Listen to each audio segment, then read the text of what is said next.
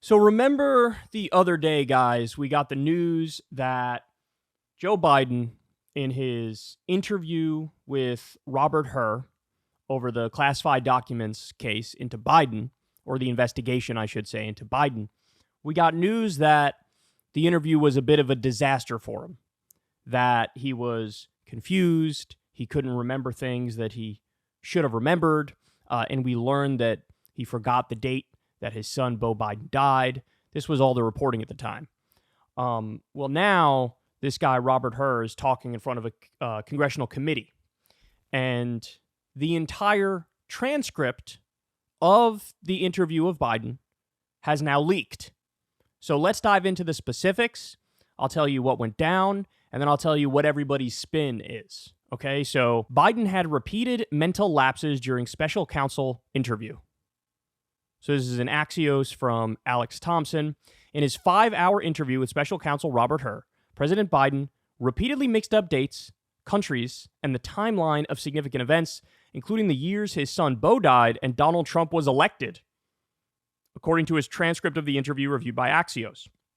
The transcript supports Hur's account that Biden had multiple mental lapses despite recent pushback from the president and the White House.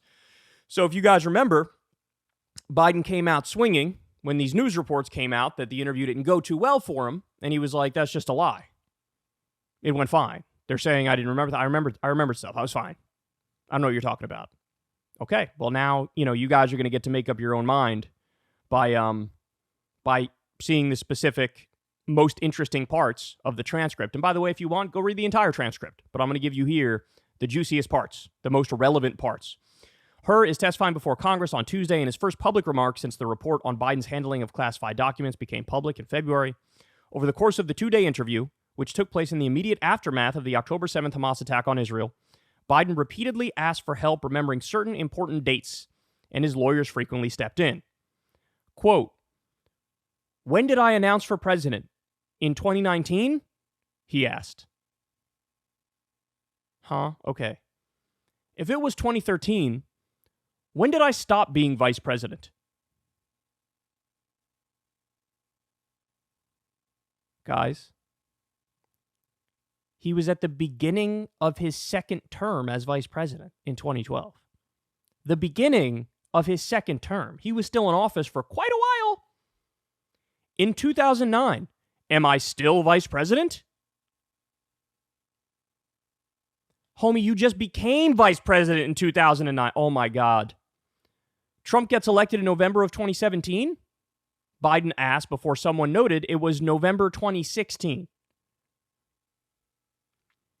Come on, man. You don't know when the presidential elections are held and then when the presidents are inaugurated? You don't know that? Anybody who follows politics, even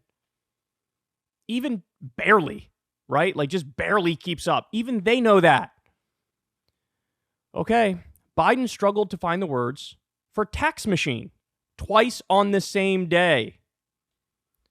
You see where there's a printer and there's a, what do they call it? A machine that he asked until White House counsel Ed Siskel offered up fax machine in both instances.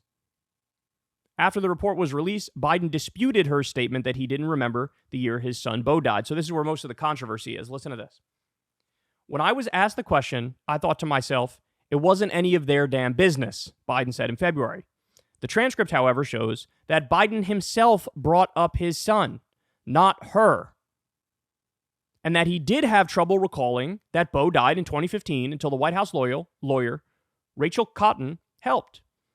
While talking about the years 2017 and 2018, Biden said, quote, "Remember, in this time frame, my son is either being deployed or is dying."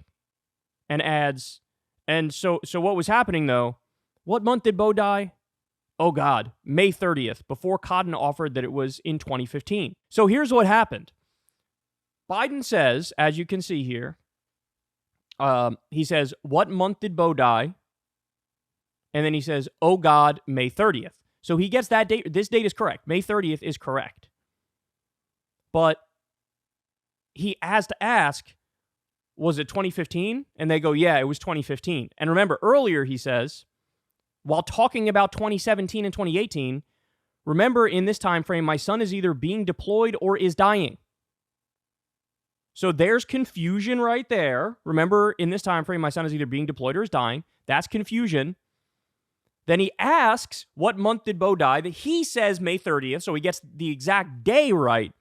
But then he has to ask, was it 2015? And they go, yeah, it's 2015. So what many in the media are doing and what many of the hardcore Biden stands are doing is they're saying, it was all a lie. He knew the date. They're lying. If you read the transcript, he says May 30th. So they're disregarding the part where he gets confused and brings up 2017 and 2018.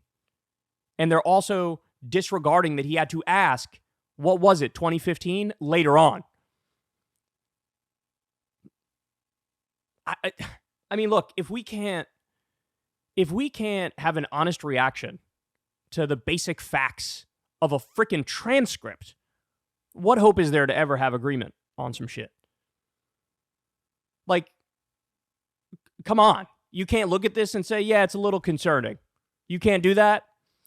The interview took place on October 8th and 9th as Biden was responding to the attack on Israel. Look, if they came out and said, yeah, you know what? I messed a lot of stuff up. I was really tired. I didn't sleep at all the night before because I was working on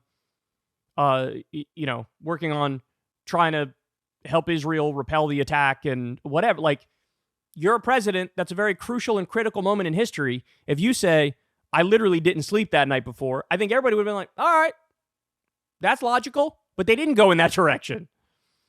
They went, we didn't, what are you talking about? He wasn't confused. Everything's fine. The White House has argued that Her's report was gratuitous and motivated by partisanship, given that Trump nominated him to be a U.S. attorney. Biden's team has also noted that he had excellent recall in several other parts of the interview and argued that the missteps were exaggerated and cherry-picked. Her's report contends that Biden's mental lapses were necessary to document in order to explain why he didn't charge Biden with any crimes relating to his handling of classified documents. See, this is what I love about this story. In a world that made sense, the Biden people actually wouldn't be hyper-focusing on this point of, he wasn't confused. He's not a really old man that forgets stuff all the time. They wouldn't be arguing that because that point from her is literally crucial to him saying, this is why I can't charge him. Because I actually don't think he knew he was doing anything wrong when he took the classified documents. Now, by the way, he also gave them up right away when they asked, like, hey, man, you have these. You're not allowed to have these. He was like, fine, take them all. Don't care. Every single one. I'm not going to hide any. You do your thing, right? So that's totally different from Trump, who lied about it and tried to keep them and probably still kept others that we don't even know about, right? So that is different. But the critical reason why they're not charging him is because they're like, hey, we had the interview. He's kind of old, kind of forgetful.